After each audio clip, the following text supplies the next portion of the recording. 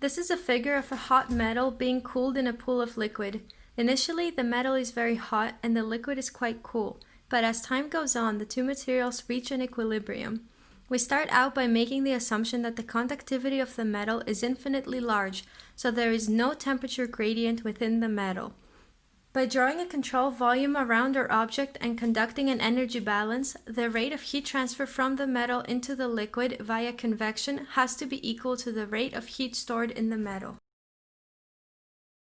Here, ρ is the density of the material, V is the volume, and C is the specific heat capacity, meaning how easy it is to change the material's temperature.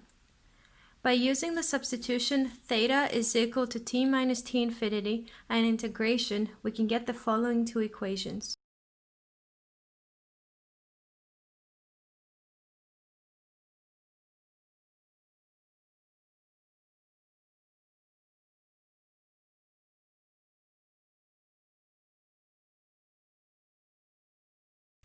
These two equations can be used to find the time required for the solid to reach a temperature T, or to compute the temperature reached after a certain amount of time, little t.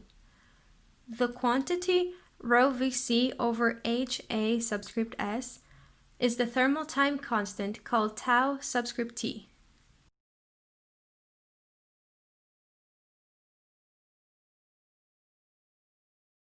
Where R is the resistance to convection and C is the lump thermal capacitance. The total energy transfer occurring up to some time t is equal to the following expression. All the equations we just solved are valid on the assumption that conduction is negligible.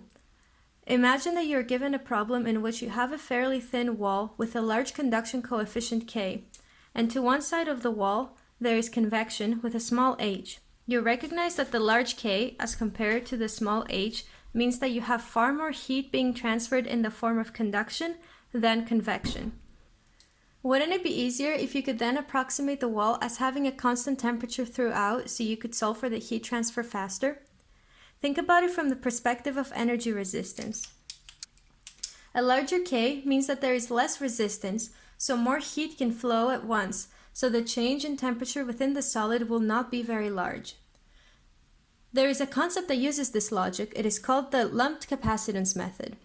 The lumped capacitance method states that if the resistance to conduction within the solid is much lower than the resistance to convection, then we can assume that the temperature within the solid does not change at all, so the solid's temperature distribution is spatially uniform.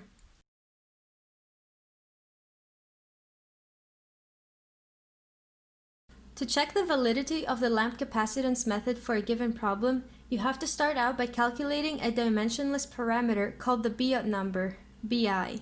Generally, Biot number is equal to the resistance to conduction over resistance to convection. So usually you could say Bi is equal to HL over K. I say usually because the appropriate equations to use depend on the problem you're working with. If the Biot number is less than 0.1, which shows that the conductive resistance is much lower than the convective resistance, then you can assume lumped capacitance. In the context of heat transfer, transient means that temperature varies with time. Up until now, we have worked almost exclusively with steady state. Say that you have a problem that is initially transient. After a long amount of time, the conditions settle and will not change with time anymore. This means that steady state has been reached. When working with steady state, our energy balance equation was always equal to 0.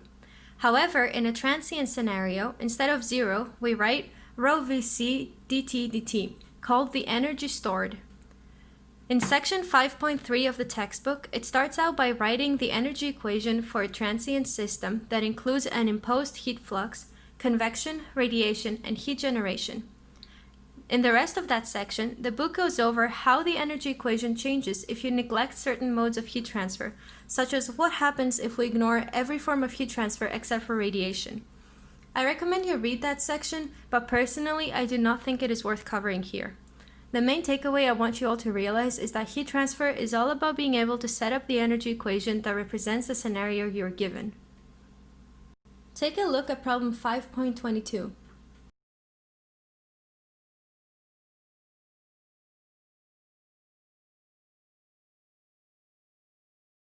Here we have a furnace wall that experiences conduction, and inside the furnace there is convection. Between the conduction and convection, there is also some contact resistance, and we are asked to find how long it will take for the inner surface of the steel to reach a certain temperature. Your first thought is likely to use the time equations I talked about earlier, but since those are only valid when we have lumped capacitance, before we use them, we have to ensure that the Biot number here is low enough. Remember how I said earlier that Biot number is equal to R conduction over R convection? Well, really, Biot number is the ratio of resistance to conduction over resistance of any other relevant form of heat transfer. In this case, we have convection as well as thermal resistance of the ceramic film.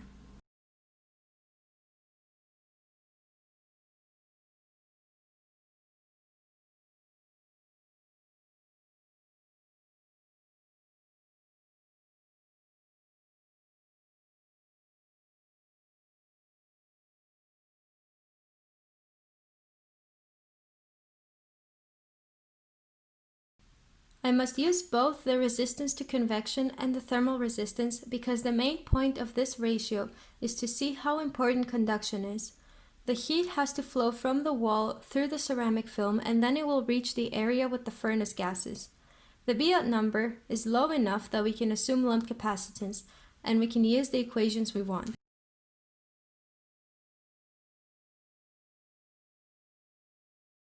Just like with the Biot equation, this equation here only fits this particular example that we looked at earlier, so we must tweak it to work for our current situation. The surface area in the equation is really the height times the depth of the wall, while the volume is height times depth times length.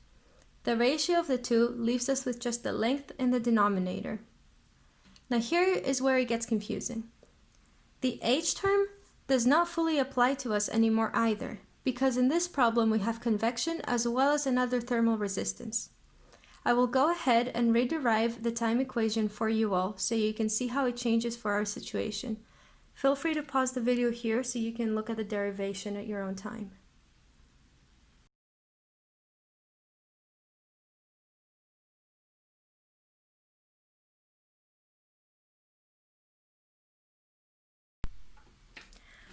Therefore, for our case, this is our temperature equation. And since we know that area over volume is 1 over L, then we can also put the L in the denominator here. Now we can isolate T and solve for the time.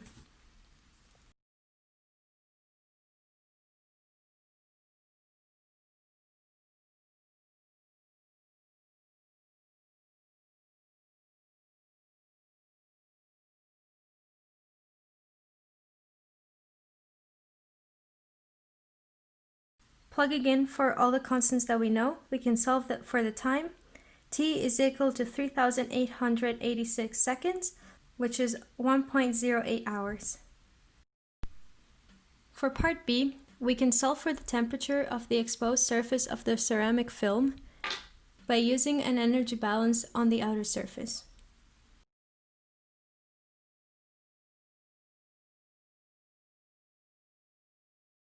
Again, plugging in for everything we know, we will find that the temperature is 1220 Kelvin.